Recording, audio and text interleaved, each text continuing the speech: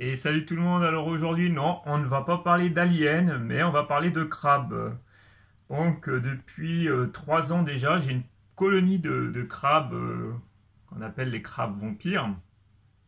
Je vous mettrai le nom scientifique en dessous là, pour que vous ayez, que je me trompe pas dans la, comment dire, dans la façon de prononcer le nom. Et en fait, j'ai débuté avec un couple. Et maintenant, depuis quelques temps, le couple a fait des petits, et les petits ont fait des petits, qui ont fait des petits, et ainsi de suite. Donc là, c'est un mâle, on est en face d'un mâle, on le reconnaît surtout face à ce qu'on voit sous la carapace, en forme de V, là, la petite pointe. Vous voyez une sorte de petit V, donc ça, c'est la signification que c'est un mâle, qu'on le voit d'en dessous, mais bon, il y a aussi les pinces qui ne trompent pas, hein, les mâles ont des pinces plus grosses que les femelles. Alors ces crabes vampires, il en existe différentes espèces. Ils viennent des îles Sulawesi. Donc ils ont été découverts assez récemment. Hein. C'est pas non plus une espèce qui est dans l'aquariophilie depuis longtemps. Et on s'aperçoit que en fait ces crabes sont plutôt terrestres. Et là on va en voir un ici qui est un autre mâle qui est ici. Voilà. Donc c'est un crabe qui est juste face à comment dire, de son terrier. Il est à côté de son terrier. Il a toujours une patte, enfin une paire de pattes. Enfin là c'est 3 paires de pattes dans son terrier et il est prêt à se planquer dans son terrier. C'est un crabe qui fait des... Là il y en a un autre qui est ici. Vous voyez, il est dans son terrier. On voit juste les pattes. Et de temps en temps ils sortent et ils viennent chasser assez rapidement une proie. Donc là, on retourne sur notre copain qui est en train de faire l'escalade. Il est magnifique, hein, c'est un beau crabe. Donc on s'aperçoit que non seulement il est terrestre, il va se casser la figure sûrement, mais aussi il peut grimper et il apprécie de grimper sur des comment dire, sur des branches et tout ça. Là on voit qu'il s'est fait couper 2 pattes. On voit là, il y a 2 pattes qui manquent. Normalement, il est censé avoir... on voit les cicatrices. Hein. Il s'est fait attaquer. Il y a une paire de pattes là. Enfin, il y a une paire de pattes. Une patte qui a été arrachée. Ça, c'est durant un combat. Il a un œil. Il a dû perdre aussi un œil durant un combat. Ça arrive. Bon, après, avec la mue, au niveau de la patte, ça va s'arranger. Hein. Au fil des mues, ça repousse et donc il n'y a pas de souci. Pour l'œil, je ne sais pas, je verrai. Mais pour les pattes, ça va repousser. Oui, parce que ces crabes-là, même s'ils sont petits, ils font à peu près... ouais, ils sont assez petits, ils font quoi de longueur, enfin, de largeur, on va dire. Parce que le plus long, c'est au niveau des... On va le prendre au niveau de la largeur. Il doit faire dans les 5-6 cm. C'est vraiment un tout petit crabe. Et très joli, hein, comme on peut l'apercevoir. C'est vraiment un très beau crabe. Je vous montrerai un peu le setup plus en détail un autre jour. Là, je voulais présenter vraiment les crabes en détail, vu que je les vois qui sont bien sortis. Au tout départ, ces crabes-là sont vraiment très peureux. C'est-à-dire que quand vous en avez qu'un ou deux, enfin un couple, je vais les dire, vous n'allez pas les voir. Les crabes, vous allez les voir pratiquement jamais. Enfin, vous posez même la question s'ils sont encore en vie. Ça, c'était vraiment au tout départ. Pendant quelques mois, je me suis dit, ah ça y est, bah, ils sont morts ou quoi? Et puis, au fur et à mesure, bon, bah, on voit qu'on en voit de temps en temps un, puis après, tout un coup, on voit qu'il y a des bébés crabes. Les petits crabes, est-ce que je vais en voir? Il y en a quelques-uns qui traînent, mais ils sont vraiment petits. Ils ont la même couleur que la bûche, c'est-à-dire gris. Généralement, ils se situent à côté du sol. Voilà, lui il est toujours là, ça reste vraiment beaucoup dans cette... Il y en a encore un autre qui a son petit abri ici. Donc ils ont chacun leur petit territoire. Voilà, on voit à peu près la distance qui sépare, qui sépare 3 territoires. Donc ça fait un triangle. Hein. Bon, il y en a d'autres, hein. Il y en a un d'autre ici, là. Voilà. Vous voyez, ils sont pas si éloignés que ça. Et il y en a un là aussi, je crois qu'on le voit d'ici. Puis il y en a encore quelques-uns qui se situent un petit peu à droite et à gauche. Hein. J'en ai plusieurs. Je suis parti d'un couple. Là, il est. Bon. Il a chassé une proie, mais ça je le montrerai plus tard. Là, il y a un jeune crabe ici. Voilà, celui-ci est assez jeune. Il n'a pas encore la coloration sur la chitine, sur le dos en fait.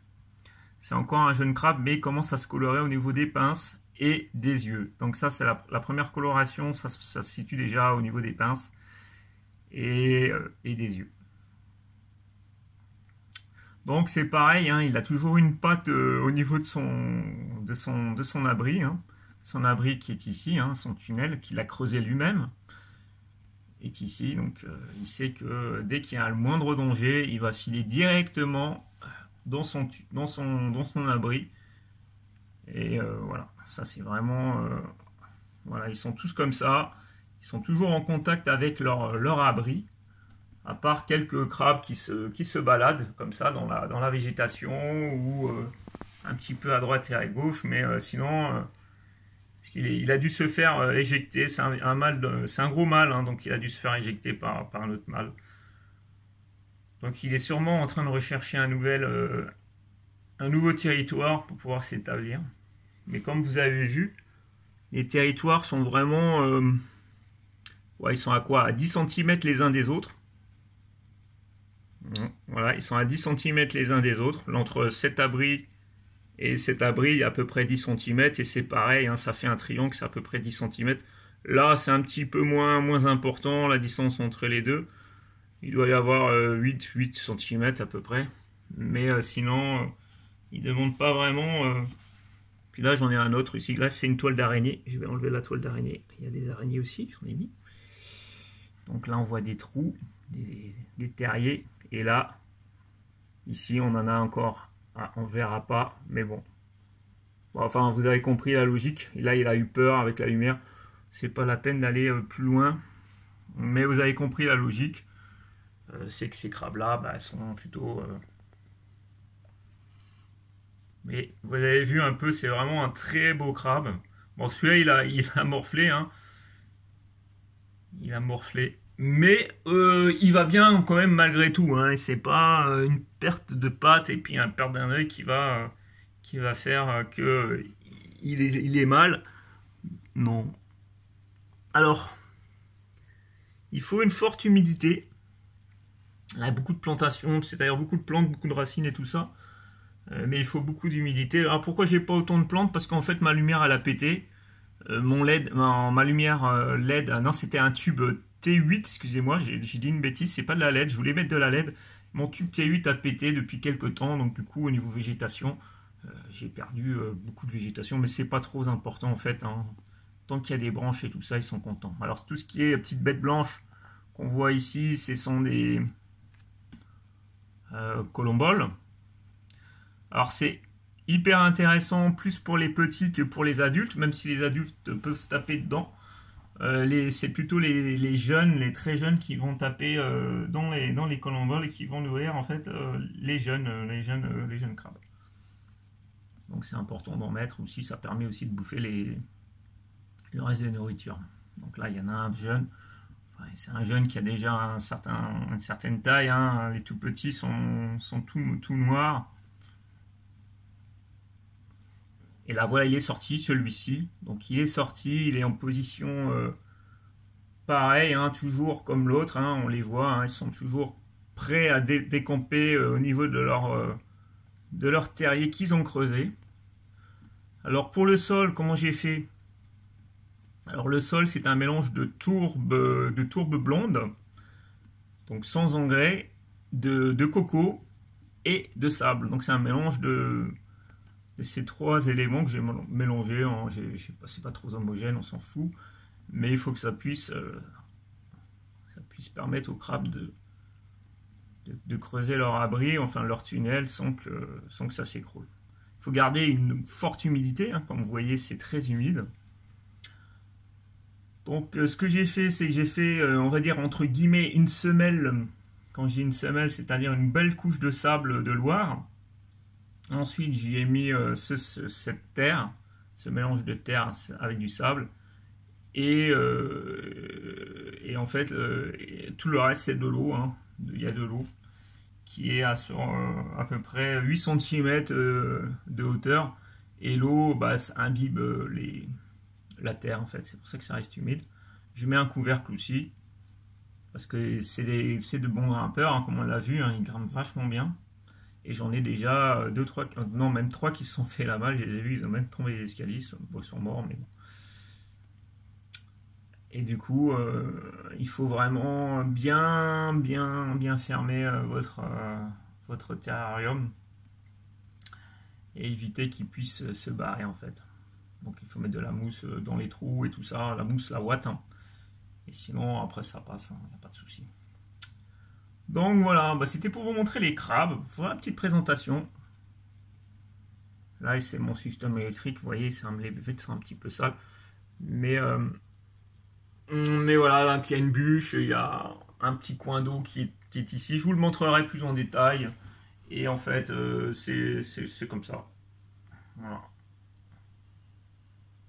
Il y a un chauffage pour chauffer l'eau. Il n'y a pas de filtration dans l'eau. Il n'y a pas besoin de filtrer l'eau. Donc, il n'y a pas besoin de filtrer l'eau. Donc, à ce niveau-là, ça, c'est plutôt tranquille. Et moi, ce que j'aimerais faire... Attendez.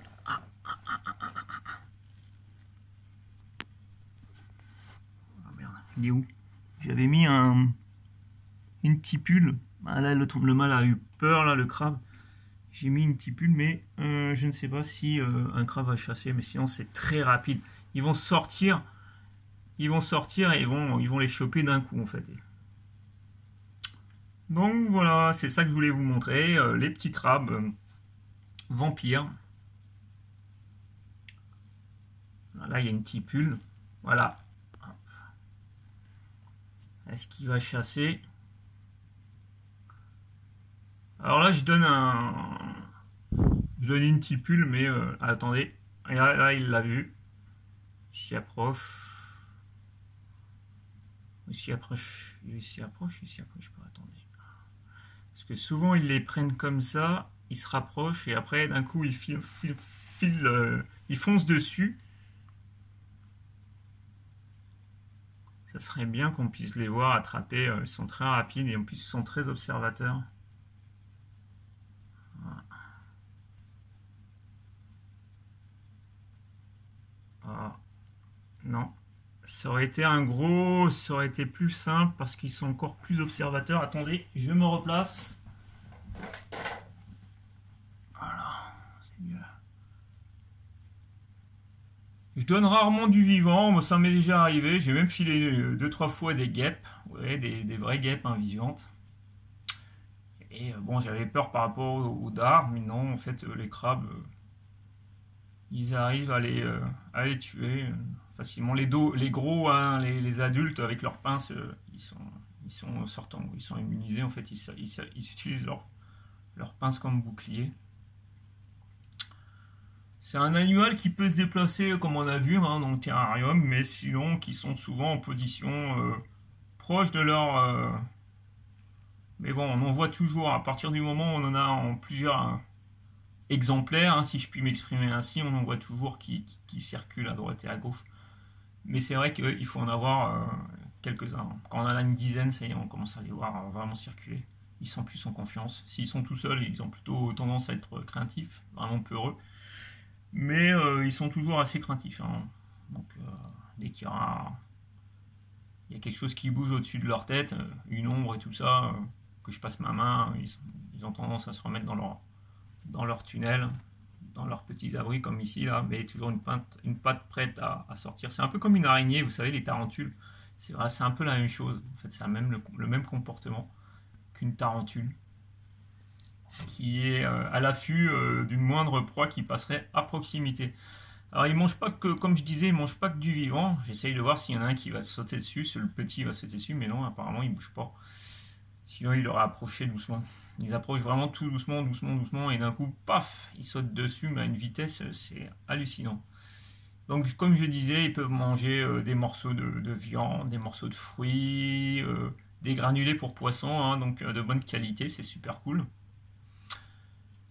Ils peuvent manger des colomboles, hein, même les adultes, mais bon, c'est plutôt pour les petits. Mais les colomboles, quand même, sont intéressantes au niveau de leur rôle de détritivore. C'est-à-dire, elles vont manger les granulés que les crabes ne vont pas manger. Ils vont manger tout, en fait. Ils vont manger des granulés, ils vont manger des fruits, ils vont manger de tout. Je donne pas de fruits, mais ils peuvent en manger. Il faudrait que d'ailleurs j'en donne. Ça serait plutôt sympa aussi pour. Et des proies vivantes, bah, ils aiment bien aussi de temps en temps une petite proie vivante. Ils aiment bien chasser. Et d'ailleurs, quand on donne les granulés, ils ont cette technique comment dire, de sauter sur le granulé. Quand il rebondit sur le sol, ils ont la sensation que c'est une. Non, il l'a pas vu. Il l'a pas vu bouger. Il faudrait qu'il bouge. Mais il se barre, donc il l'a pas vu. Il faudrait qu'il bouge un peu pour pouvoir.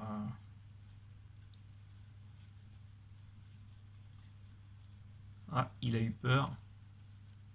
Il a eu peur de la branche que j'ai fait bouger en fait. Merde, il est où? Voilà, il l'a attrapé.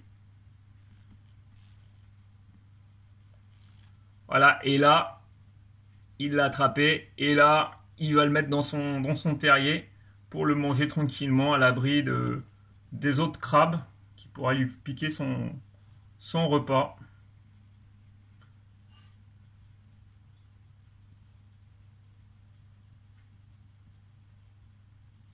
Il l'a coincé dans son abri et il va le manger. Là, il l'a calé. Non, là, il a carrément calé la proie. Ah ouais, ils font des techniques un peu spéciales aussi.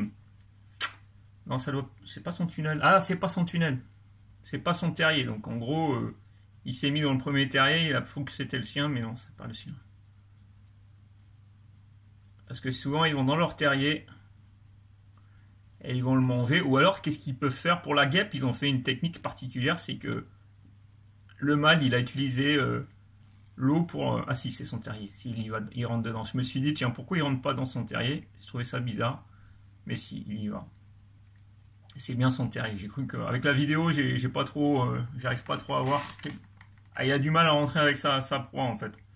Je sais pas trop ce qu'il va faire, mais normalement, il est censé rentrer dans son terrier et le manger à l'intérieur. Oui, comme je disais, il y avait un adulte qui avait chopé une guêpe. Et la guêpe, il n'arrivait pas à la tuer. Donc du coup, ce qu'il a fait, il était à côté de l'eau. Et il a plongé la guêpe sous la flotte. C'est-à-dire, lui, le crabe était en dehors de l'eau. Et il a plongé la guêpe sous l'eau. Et il l'a tué comme ça en le noyant. Donc c'est un peu cruel, mais bon. Donc on a vu un peu une chasse de tipules. Non, c'est pas son terrier. Son terrier, je crois qu'il était plus loin là. Il me semble qu'il était plus loin. Ouais, voilà, ça c'est son terrier normalement. Il va rentrer dans celui-là par contre. Non? Il est où son terrier alors? Il va le bouffer ailleurs. Bon, vous voyez que finalement c'est jamais tout à fait pareil parce que. Ah voilà, il doit avoir un terrier quelque part. Hein, ou alors il en a plusieurs. Ils peuvent en faire deux, trois terriers aussi. Hein, ça peut arriver que. Mais généralement ils en ont qu'un.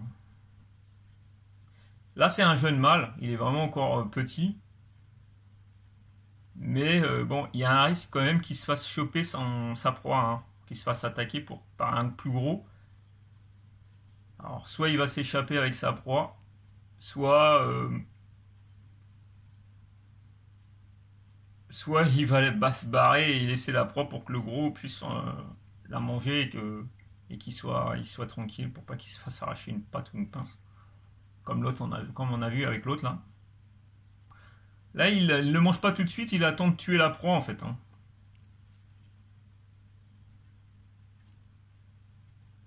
Après, il va donner des coups de pince et.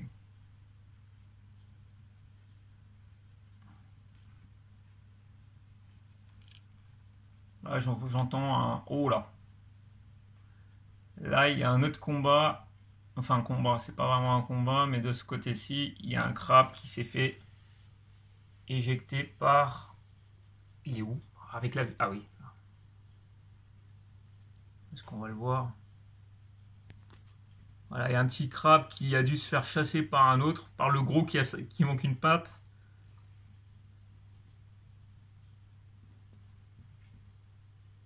Donc j'ai plusieurs individus, hein, comme on peut le voir. Et on va retourner avec... Où est-ce qu'il était, toi, mon pépère? Ah, voilà, il est là. Ben, il sait pas trop où aller, mais bon, il cherche un abri pour pouvoir le manger. Donc ça va lui faire un bon repas, ça.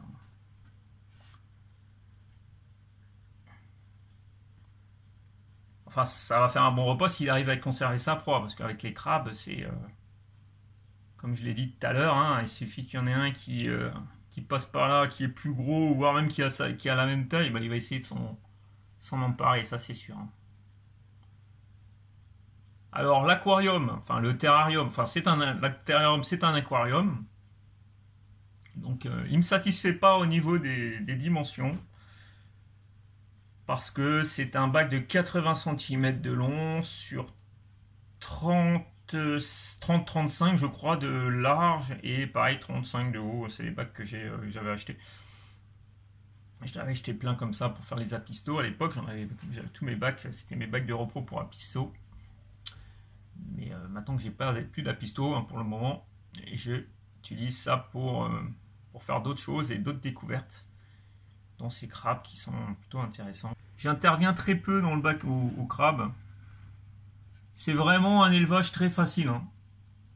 Donc de l'eau, beaucoup de terre, parce que c'est spécialement terrestre, c'est vraiment c'est terrestre, hein, comme on le constate, ils sont très rarement dans l'eau, il leur faut de l'eau aussi quand même, pour qu'ils puissent faire leur mieux et qu'ils puissent avoir une forte humidité.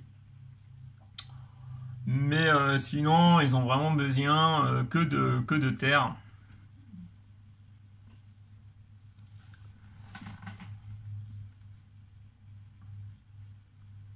Je ne vais pas trop zoomer parce que je sais que ça pixelise. Ça fait une image pas très jolie. Mais voilà. Donc du coup, on va le laisser manger son repas. Et puis... ouais, il va le garder comme ça quelque temps. Hein. Il ne les mange pas tout de suite.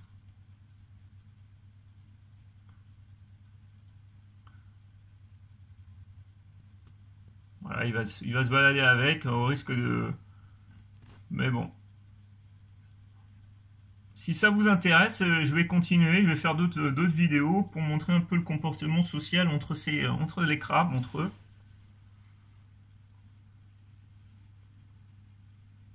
Mais là, on a déjà vu leur territoire, leur façon de vivre, en fait.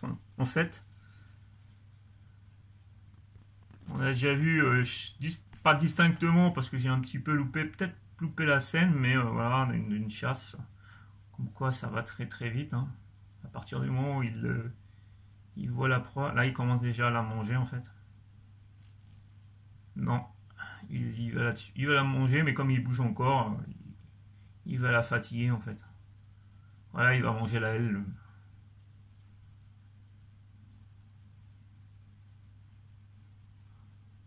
Proie vivante, hein, comme j'ai dit, c'est pas tout le temps. Hein, on peut même donner une proie à un insecte mort, on tue, mais on n'aura pas la chasse. Et c'est vrai qu'ils ont vraiment besoin d'avoir une... Je vais pas réussir à choper un jeune. Est-ce que je vais voir un jeune ici, mon con? Voilà, il y a celui qui était rentré parce qu'il a eu peur, qui ressort là. Alors comme ça, ils ressortent comme ça tranquillement.